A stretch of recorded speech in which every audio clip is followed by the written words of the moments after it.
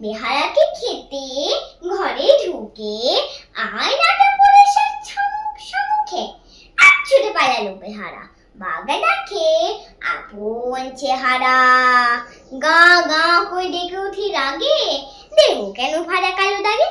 ঢেকি শাকে পুরো ধান মানে, বাঘ এসে দাঁড়ালো সেখানে, ফুলিয়ে ভীষণ দুই গোপ, বলে চাই গ্লিসারিন সোপ।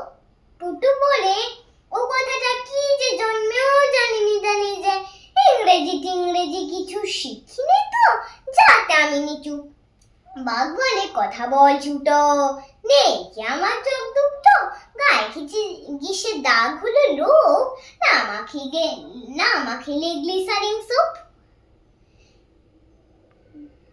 পুটু বলে আমি কালো বৃষ্টি, কখনো মাখিনি ও জিনিসটি, কথা শুনে পাই মোর হাসি, নেই মেম সাহেবের মাসি। বাঘা বলে নেই তোর লজ্জা, খাবো তোর হাড় মাস মজ্জা। পুটু বলে আমি ছি ওরে বাপ, মুখে নিলে হবে পাপ, জানো না কি আমি অস্পৃশ্য, মহাত্মা গান্ধীজির শিষ্য, আমার মাংস যদি খাও যাবে, জানো না কি পাই ধরি করি ওনা রাগ।